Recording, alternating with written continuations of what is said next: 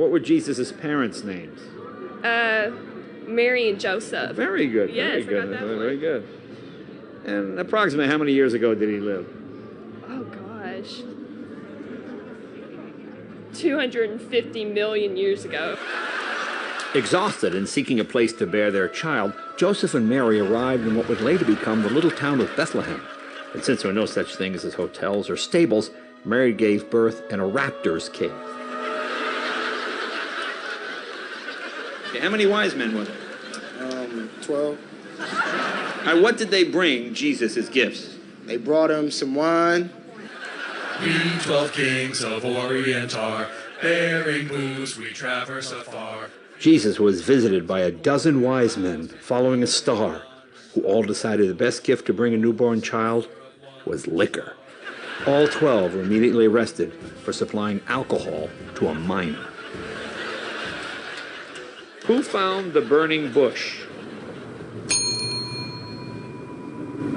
Nixon? Nixon? In 1972, God appeared to the 37th President of the United States, Richard Nixon, as a burning bush, telling him to go lead his party to re-election. God said unto him, "Spy on your enemies, Dick. Break into the Democratic National Committee headquarters at Watergate. But if you get caught, remember, this conversation never happened." Later, during the Watergate trials, Nixon tried to implicate God in the break-ins by supplying an audio tape of their meeting. But when the tape was played, 18 and a half minutes had been mysteriously erased. God was never charged. What happened in the fight between David and Goliath? The story. They got in a fight with rocks. Who won? Goliath. Facing the giant Goliath, David bravely flung his rock, but unfortunately missed. And lo, a grave lesson was learned. When faced with great odds, always turn your ass around and run. Who was swallowed by the whale? Okay, now I'm on the spot. Joe? DiMaggio? In 1955, God was so upset by Joe DiMaggio and Marilyn Monroe's divorce that he sent a whale to eat the baseball legend.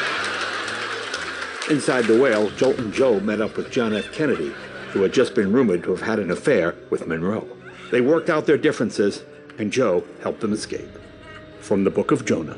And behold, the Hall of Famer strikest his bat strongly upon the beast, who spat forth the Yankee Clipper and President to freedom. Cain and Abel? That's right. And who were they? Sitcom? Can two single brothers from biblical times, one good and one evil, share a New York apartment without one of them killing the other? Apparently not. Halfway through the first season, the producers made a poor choice by airing an episode where Cain murders Abel. The Old Testament was originally written in what language? Isn't it Old English? Old English. Or Latin or something? Old English script. In approximately 1280 BC, God commanded Moses to write the Old Testament. However, not in his native Hebrew, but instead in an Anglo-Saxon language that wasn't even invented yet. In the beginning, God made av not huena on earth, und darkness swearen the face of depth, und God said, mad be lit, und lit be mad, und God said I lit, that it was good. How many apostles were there? 40. On the night he was betrayed, Jesus sat with his apostles to eat and drink. The check was enormous. Adrian finished this line from the Bible. Thou shalt not covet thy neighbor's Car. God warned that while it was perfectly all right to covet thy neighbor's wife, stay away from the car. Cars were scarce back in Roman times, and only the lucky few could afford them. Okay, so what did these folks teach us? God so loved the earth, he sent his only son to a land ruled by dinosaurs, but first he made a whale eat a baseball player, got really upset with Minnesota, then didn't flood the earth because he was too busy becoming embroiled in the Watergate scandal, and you could drive around in your brand new 22 BC Jaywalk convertible. Amen.